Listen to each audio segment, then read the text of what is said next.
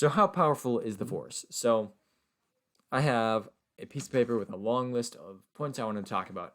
First one uh, is like all the different powers and how you can do all this stuff. And then there's like what are the limitations and the costs. And then there's also one last aspect that you might not think about how the Force can be used. So first, let's start with the powers of the Force. Like telekinesis is a big one. You can push, you can pull, you can lift, you can throw, you can choke, you can trip people, you can freeze them in place, you can trap them, which would be, um, yeah, you just uh, catch them when they're not looking because you're not in the same spot. Like you can reach them from far away. So that alone is an extremely powerful ability. Then you've got lightning to diminish. You've got force augmentation, which is force jump, force strength, force speed, force endurance, force maybe durability. I don't know. Leave your thoughts on this in the comments. Uh, One, do Jedi have more durability? And two, do you think Jedi before the like during the Clone Wars had access to force healing, um, or at least some version of it? On second thought, okay, you can still leave your thoughts about the second one in the comments, but the second one I think is a no. In fact, like it would be used a lot more if it was. And that's just like the physical powers. Then there's also all the mental powers, like you can detect things, you have heightened reflexes, so you can see things a little bit before they happen and dodge accordingly. You've got mind tricks, you've got like so much stuff. For some reason, I have Death Star written down. I'm not sure why I have that. But another like this could be used in anti-assassination, like if you have good reflexes and like detection skills, who's going to be able to assassinate you or whoever you're guarding. You can deflect blaster fire. That really just shows. Oh, I remember why I had Death Star written down. This is to show how powerful the Jedi reflexes are.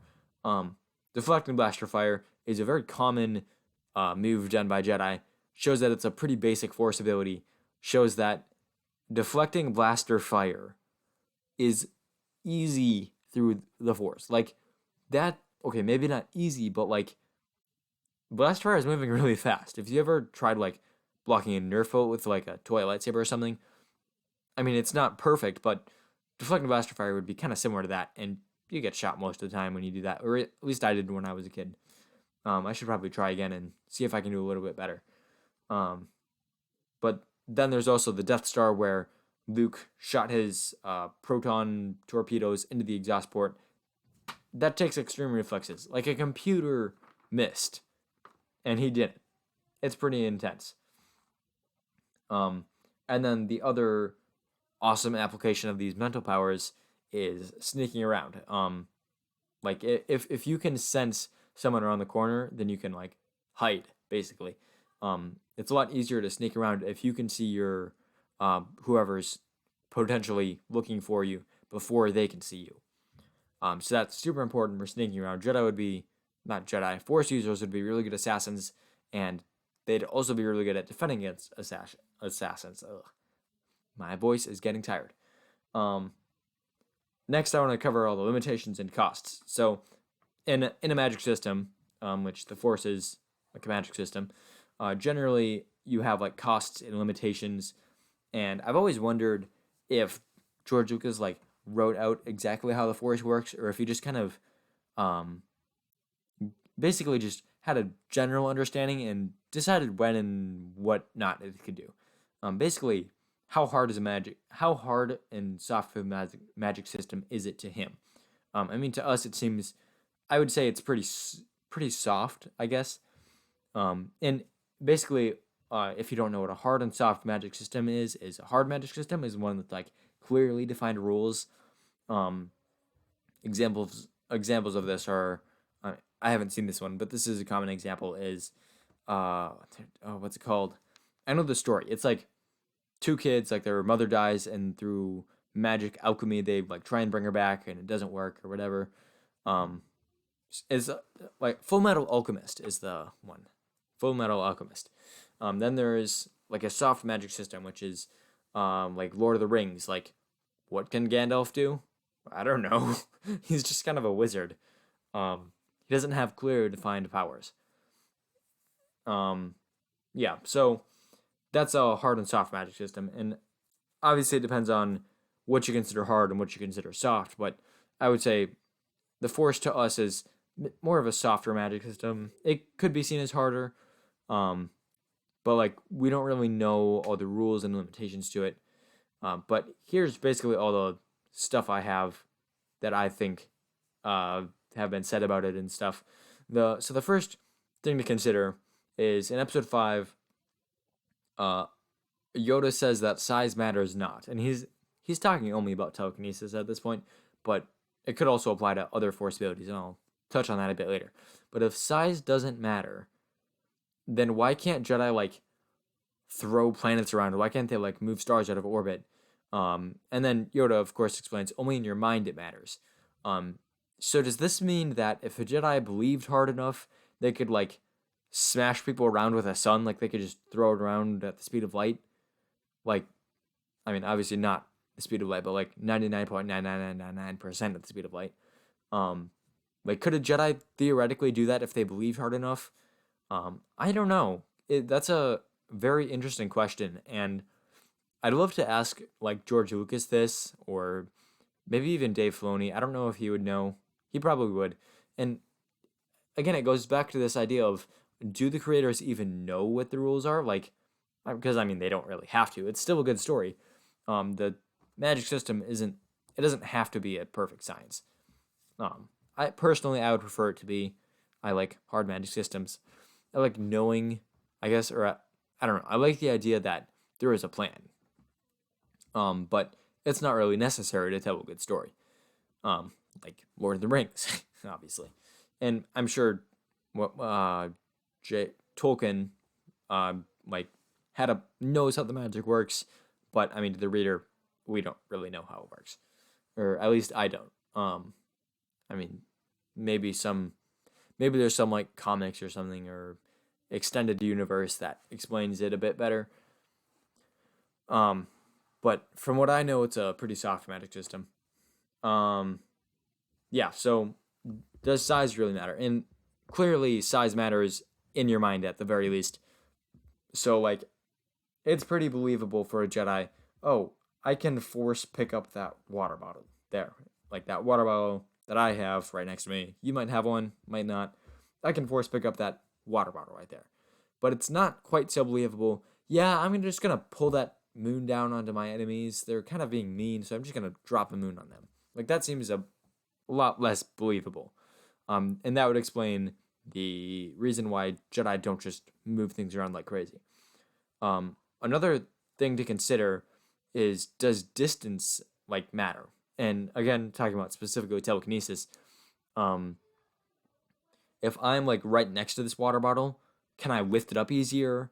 Uh, Rather than if I'm like, I don't know, like across a football field and I see the water bottle over there, can I like force pull it to me as easily as force pulling it to me from here where it's right next to me? And then extrapolating that out, does that mean you could potentially force choke someone from across the galaxy and it's just as easy as doing it right there? Um, oh, one thing I do want to mention, going back to size matters not in the belief thing, is gestures. Are gestures required for the Force? Obviously, they're not. We see Darth Vader choke people. We see Darth Vader throw objects at Luke, and all with no like direct gestures. I mean, he's not like gesturing to the object and Force throwing it like with his hand. I don't have a camera, so you can't really see. But like, you know what I mean? Like, he's not like throwing his hand across his body and the object follows the line of his arm in the air. But they're still flying towards Luke, and the choking scene, it's even more obvious. He's just sitting there, and the guy's choking out. He's not lifting his hand. So gestures don't matter, but what I think, or at least what I've always believed, is that gestures help with the believability and therefore how much you can lift. If you're like gesturing, then you're like miming the action. You're like getting into the mindset of actually lifting something. Then you're gonna believe that you can lift an object much better. So that's always how I've seen gestures. Then there's distance. And I lost my train of thought, but however, I thought of gestures. Oh, that's what it was. I thought of Darth Vader choking Admiral Ozzel from super far away, and he isn't using gestures in that scene, which obviously led me to the tangent that gestures don't matter. But going back to distance, does distance matter? Again, I think it's due to like belief, at least somewhat. I mean, it might matter a little bit, but I think it's mostly just how much do you believe you can affect this object with the force. Um, so when you have like a hologram of someone, it's probably a lot easier to visualize choking them, especially when they start choking. Then you can really visualize it, and you can really start to finish them off. But I don't know. That's just something. It's so interesting to think what like what would it actually be like to use the force, and what are the limitations it has. Um, so I don't think distance matters the same way that size matters. I do think that distance matters less, um, but not as much. One thing I do want to mention here, and it isn't really a spoiler, but it is in the Light of the Jedi High Republic book, um, which yeah, I think it's a decent book. I mean, it does have some flaws, and I'm planning to do a review of that next week, and perhaps maybe some other High Republic stuff. I don't think so though. I believe that book is not going to be there in time for me to finish it, but I have finished the High Republic. Um, I considered doing it for this week, but at the time I was planning, I hadn't finished it. But I will say I do like the book. Um, if you're interested in the Star Wars, especially more in like um, the Jedi and how the Force works, maybe not so much how the Force works as much as how people see the Force, then you should definitely pick up this book through Audible, the library, however you pick up your books. Um, just pick it up, read it. It's a good book, decent book, at least in my opinion. Uh, one thing I'll get into that next week.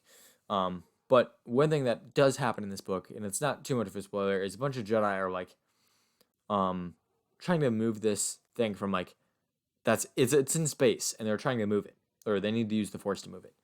And this one Jedi goes down to this planet, and it's like a crop planet, like it's agricultural. There's not like just a ton of like farmland, and she goes down, and she was musing about how you would think that you would want to go over to the thing in space and move that, like get closer to it, but distance doesn't really matter.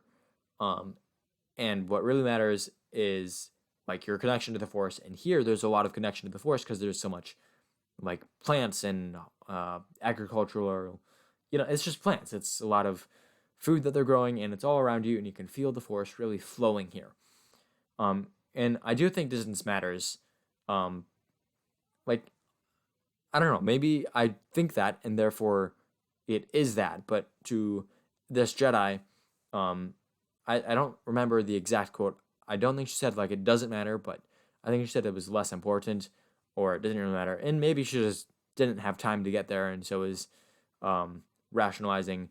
Again, I don't remember the direct quote, but it just kind of made me think of this idea: does distance really matter? And I personally don't think it really does. Um, and I think it's due to, and I think it instead of being, is it possible? I think it's possible if you believe, and that paints a whole new light into, um, like the do or do not. There is no try. Like that might not entirely try in real life. How can you do something without trying? Like sure, there's the concept like don't just like be like yeah, I'll try, like actually intend to succeed, and but like at the same time you don't want to just have no contingency plans. It's really not that good of advice. But if you're a Jedi and the Force works how I've been discussing, then do or do not, there is no try is like the best advice possible. Because if you have doubt, then you're not going to be as strong. If you have no doubt, then anything is possible. And maybe not anything. There are other limitations, such as, well, can the Force really, like, I don't know, conjure up a random Death Star plans or something? Can it, like, teleport object. Well, I suppose it can't. can it? Can it like create stuff out of nothing? Can it uh, show you like a clear image of like something from another universe that you've never seen before? Like there are things it can't do, but when it comes to like lifting things, shooting lightning, um, potentially some other powers that I'm gonna, I'll discuss that now. Or maybe I'll do that in another video. Because it's kind of hard to come up with the topic, so I'm gonna save some. So look forward to a video about. I don't know what exactly it'll be about, but it'll be somewhat about. At least, very least, I'll touch on this. Is either how does the Force work, and like what are like the various powers that it has, and how are they? How I classify them, and then through that classification, what powers are like similar and would logically extend from how these powers would obviously work, and I've covered this in an old video. I believe it's like my third video on the channel or something. But I think I can do a lot better job now, especially with terminology. But anyways, on to this video.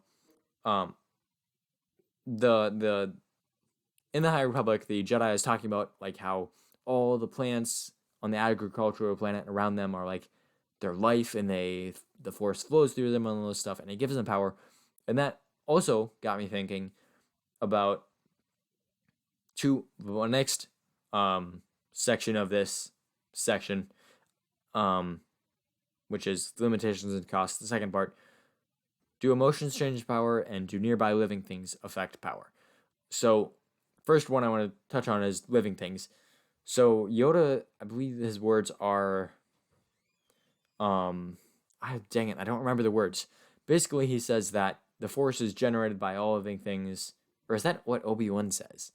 The point is that the Force is generated by all living things, and it's like everywhere. It's in all living things. It's in metachlorians, and you can call upon it. And sure, you can like affect non-living things, but it's generated through non-living things, I guess, or through living things. And that's supported in the High Republic when this Jedi is like, well, you would think I would want to get close, but really, I want to be close to all this life so I can draw power from it. And that made me think, do like, is a Jedi stronger if they have a lot of like life around them? Like, is a Jedi in a crowd stronger than a Jedi in a desert? Like, if it's the same Jedi, same training, are they stronger near other living things? And there's actually a film theory by the channel Film Theorists. They cover way more than just Star Wars. Like, they don't cover Star Wars that often. But they actually made a video about Force ghosts, and the conclusion they came to is that Force ghosts can't appear in places like with very little life, or at the very least they don't have a strong connection. But and that's a good theory, but I don't know. I would love to like I don't know, spend like however long it would take to watch all the Star Wars stuff and like truly dig into this idea that Jedi are more powerful with living things around them, and see how supported it is by actual stuff. So leave your thoughts in the comments or in the chat about this idea that life brings power in the Force. And another thing I want to touch on is emotions. And this is something that I argue with people a lot with. Maybe argue is the wrong word. Discuss. I suppose it is argument. I'll be honest. It could be seen as either, really, depending on how you want to view the person you're talking with. And by talking, I mean typing, because I do most of my Star Wars discussion online through YouTube comments, it's just online stuff. But one thing, the Jedi getting stronger with emotions is something that I've often I don't know, seemed like it's people see the dark side as this amp to your powers, and it's more powerful, even though Yoda says it's not. And there is some proof that the dark side enhances powers. You see Obi-Wan seemed to get a boost from it. He fights a bit faster, a bit harder. But at the same time, he gets taken out by Darth Maul anyways. Darth Maul just force pushes him.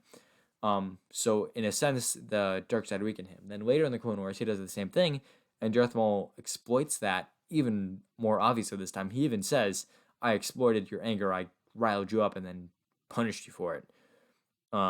And by punish, I don't mean like he punished him because of it. I mean like he used that as a distraction and was able to exploit that and use it against him. Um, so he even says that in the Clone Wars. It's the first time they encounter each other in the Clone Wars when Obi-Wan is saved by Asajj Ventress.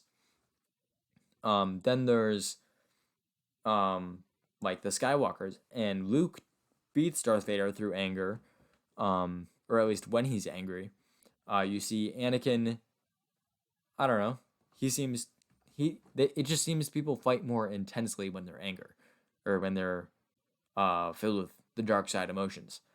Um, and this, I think that people see this as like, oh, the Force is stronger with the dark side, but really, I don't think it's that. I think it's just that when you are filled with emotions like anger, and hate, and even emotions like determination and compassion, which I would say are light side emotions, um, light side feelings. I get well, yeah, it's emotions, kind of, um, but those even those emotions too.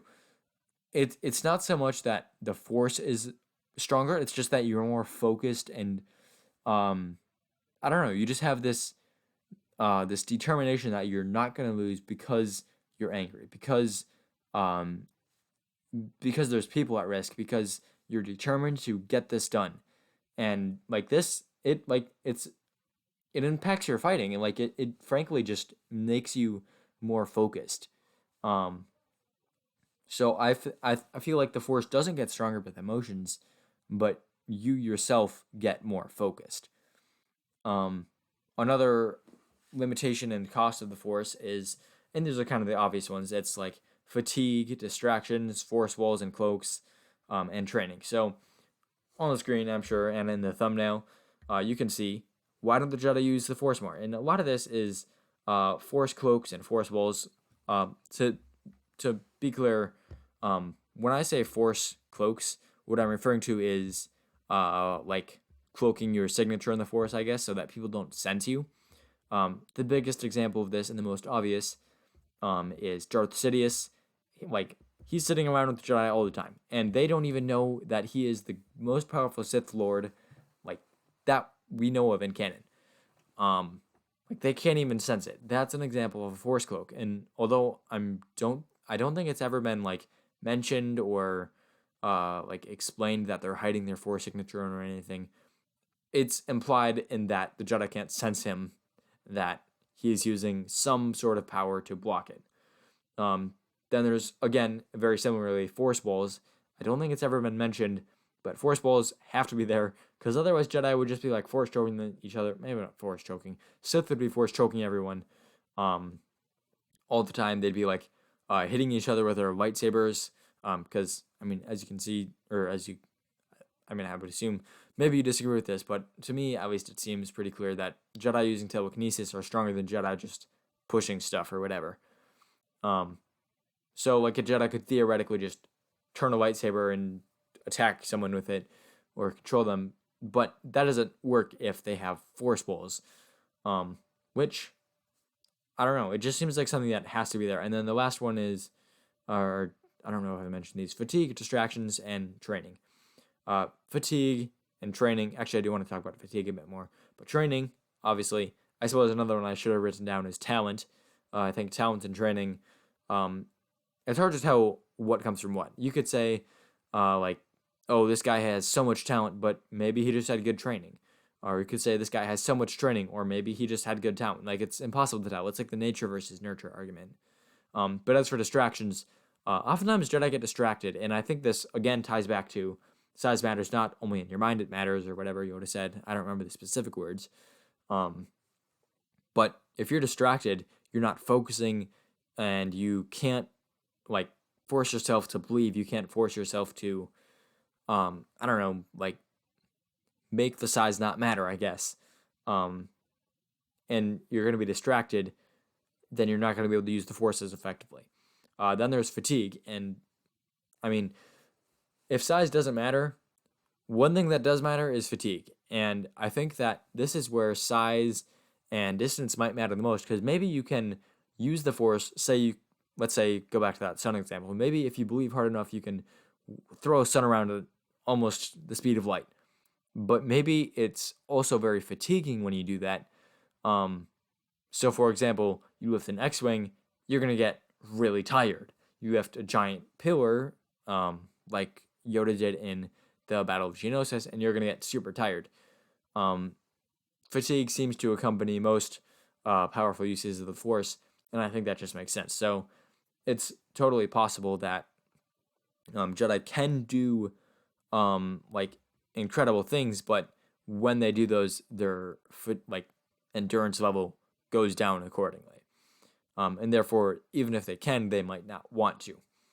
Um, so that's pretty much most of the costs and limitations that I think we know about or can theorize on. If you know of any more, one thing I do want to touch on before I close here is other powers like Force Lightning and Two Dominus, and even the mental based ones. The mental based ones are, they're kind of different.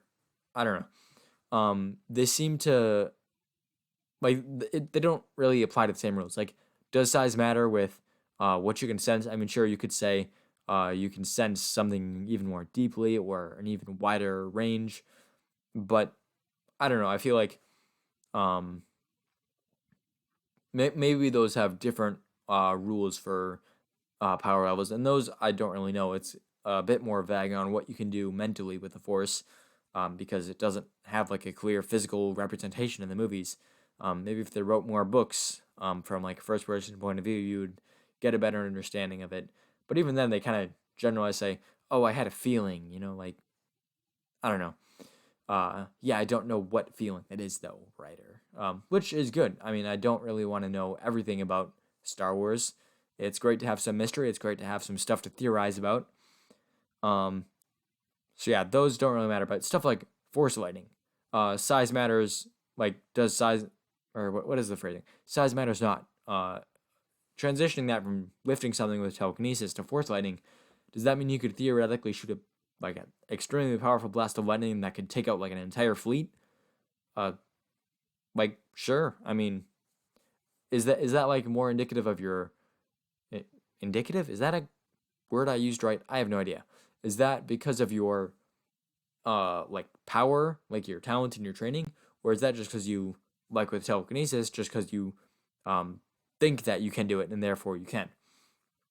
I don't know. I think it's a lot like that, but then again, I don't know. And then as for distance, does distance matter? Could you like shoot force lightning out of a nearby object or out of a very far away object, like out of a random water bottle on a distant planet? I don't know. I don't think so. One thing though about force lightning is maybe you just need direct line of sight and you can shoot any distance. I don't know what the diminish is on that.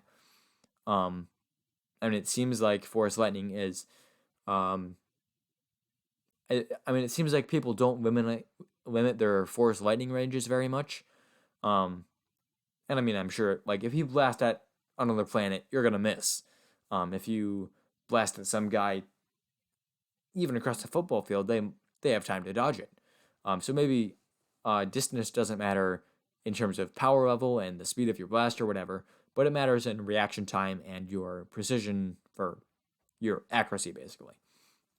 As for true menace, opposite of that, like could you block a sun? Like if you get thrown into a sun, can you survive with true menace? I don't think so. But again, it could be you could survive for a little bit, but you would run out of fatigue in about 10 seconds, and therefore it wouldn't really matter. Or maybe it's just you don't believe you can survive, and so you don't survive. As for augmentation, it's the same thing. Um, just extrapolating those things that we've heard about telekinesis and things that have been demonstrated through telekinesis and putting that on other force powers is pretty interesting. But that's pretty much all I have to say about force powers and their limits. Leave your thoughts about all that in the comments or in the chat. And I will see you